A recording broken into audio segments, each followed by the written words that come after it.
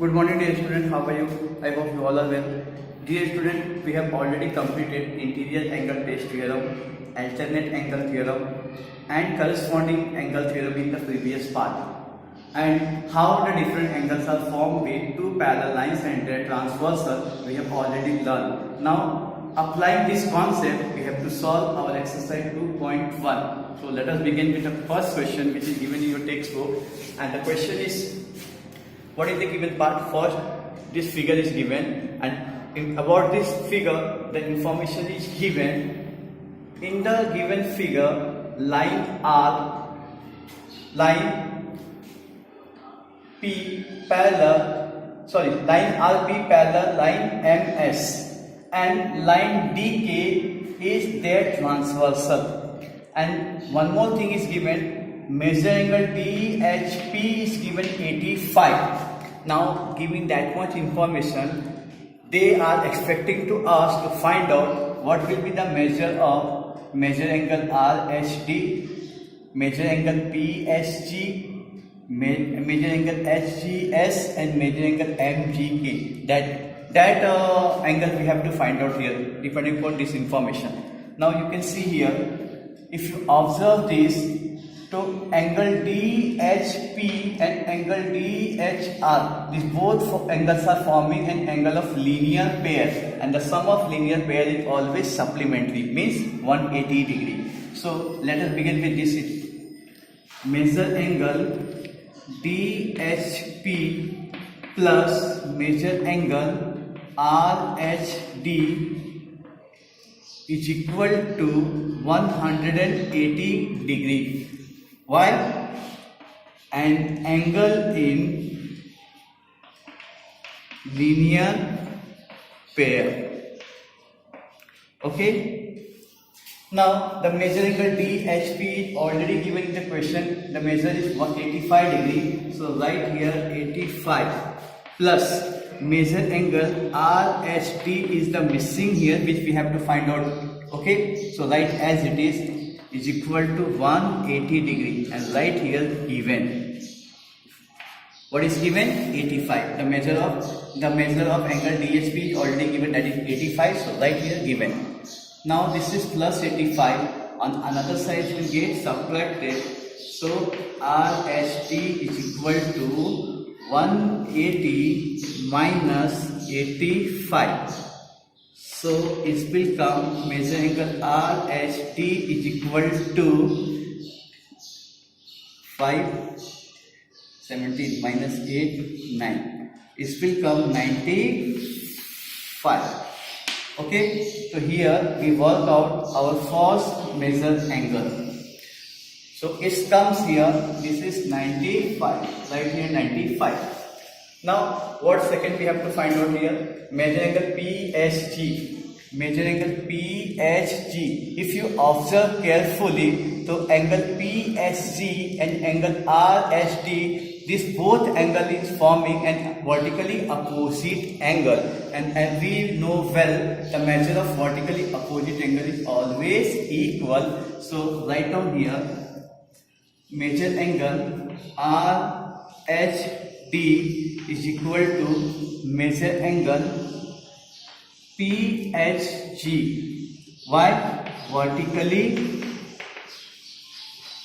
opposite angles. Okay, and we already know what is the value of your measure angle RHD, that is 95. So therefore measure angle PSG is equal to 95. How we come to know? From 1. Here we work out our second measure that we have to find out here, measure angle PSG. Okay, so it's come 95. If you want to write here, write 95. So here the measure of two angles we have done here. Now measure angle HGS.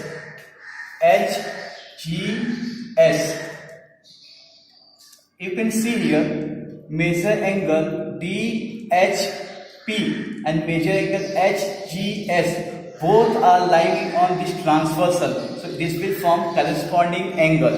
Okay, so here you have to write down line P parallel line, sorry, RP, line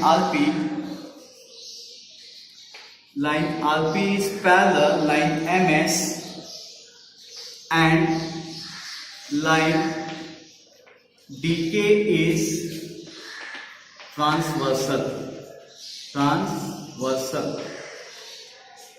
Okay, so on this transversal, angle DHP and angle HGS is corresponding angle here. So therefore, angle DHP is equal to major angle HGS. Both will equal. Why? Corresponding angles. Now we know here the measure of DHP is given in question 85, therefore this will be also 85. So write down here, therefore major angle HGS is equal to 85. How we come to know? It is given in question. So here we find out our third measure of angle HGS. Now one more thing is remaining here, MGK, and you can observe here when angle HGS and MGK both are forming an vertically opposite angle. So you can write here major angle HGS is equal to major angle MGK. Why both are equal? The reason is that both are vertically opposite angles. So vertically opposite angles, and the measure of vertically opposite angles are always congruent. So measure angle MGK will equal to, we already find out the measure of angle HGS is 85. So right here 85. How we come to know? From 3. And here we have find out our fourth measure of angle MGK. So we have completed our question number 1. Now move towards your question number 2, which is given in your textbook, and that is this figure. First see this figure. We have given here two parallel line P and Q, and line L and M are transversal. Means two parallel lines are given here and two transversal line L and line M is given here, and depending upon this figure we have to find out what will be the measure of angle A, angle B, angle C and angle D. This we have to find out. So let us begin with here. If you are observing here, this angle A and this 110, these both are forming an angle in linear pair. You can notice here two opposite rays are going in opposite direction. So let us begin here. Measure angle A plus 110 is equal to 180. What is the reason here? And angle in linear pairs. Now this is the plus, on another side it will get subtracted. So subtract 110 from 180, so you will get here 70. So here we find out first measure of angle A. The remaining part is still angle B, angle C and angle D. Okay, so it is 70. Now see these two lines, line P and line Q are parallel, and line L is transversal line. So write first line P parallel line Q and line L is transversal. Okay. Now see this angle 110 and this angle E, both are coming in between two parallel lines, so they are forming an angle of interior, and the sum of interior angle is always supplementary. So measure angle E plus 110 is equal to 180. Why? Interior angle. Interior angle. This is plus 110 on another side. It will get subtracted. So 180 minus 110. So you will get here 70. Okay. So dear students, we don't have to find out this measure angle E because it is not asking the question. But based upon this, we can find out the measure of angle B. Why? Because angle E and angle B both are forming here vertically opposite angle. So let us start with this. This is your first. This is your second equation. Now write down here angle E. Measure angle E is equal to measure angle B. Both are vertically opposite angles. Opposite angles. Okay. Now we know the measure of angle E is equal to 70. So therefore measure angle B will come 70 here. How we come to know? From 2. Here we work out our second measure of angle B. Give it equation 3. Now you can observe here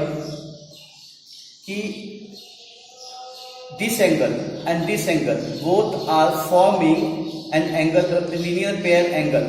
So right here 115 plus measure angle B is equal to 180. What is the reason? An angle in linear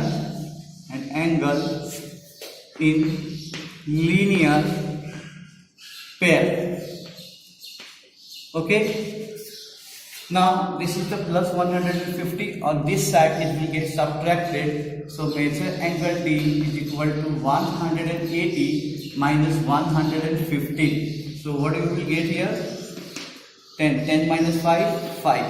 This is 7. 7 minus 1, 6. 65. Okay. Give it equation 4. Here we have find out our measure angle D, which is your fourth one. Now only one more thing is remaining here, measure angle C. If you observe here, the line P and line Q both are parallel line and line M is transversal. And then this angle 115 and this angle C both will form the corresponding angle here. And we already know the measure of corresponding angle is always equal. So let us write down first statement. Line P parallel line Q and line M is transversal. So therefore measure angle C is equal to 115. Why? The reason is that both are corresponding angles. Here we have find out our all four angles which was asked in the question.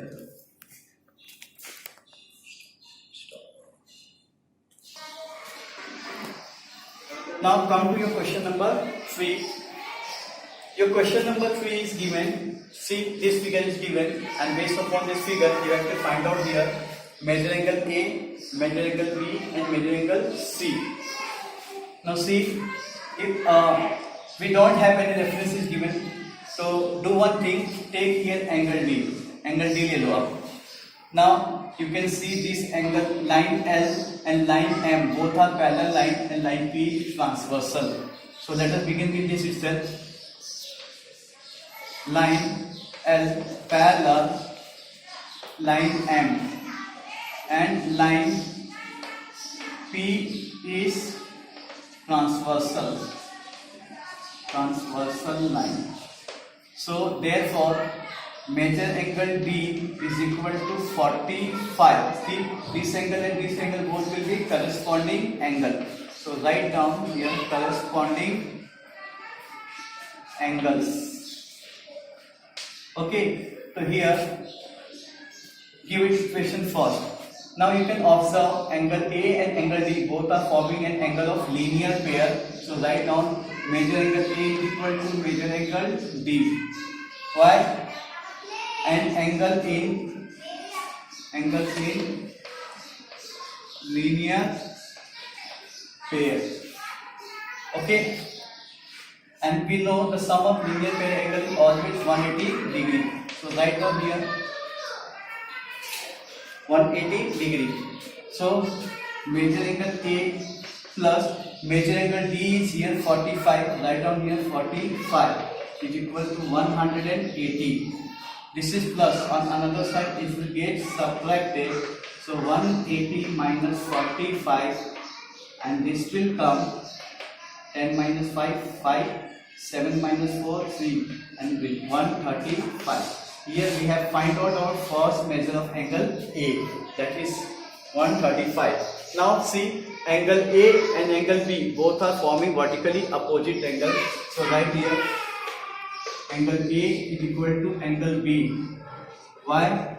Vertically opposite angle. Opposite angles. Here you can write measure.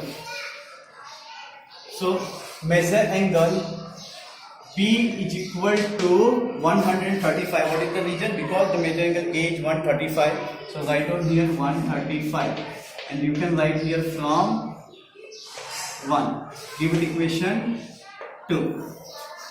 Similarly, you can observe here line L and line N and line P both are parallel, and line M is transversal line. So write here line N parallel line P, and line M is transversal.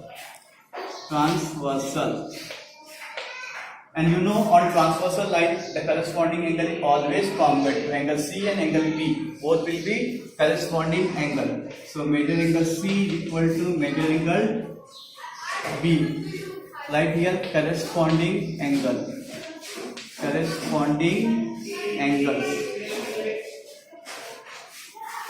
And here measure angle C is equal to 135.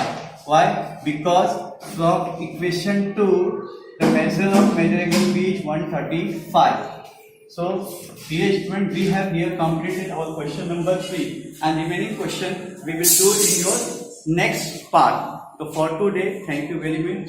We will meet in the next video. Bye.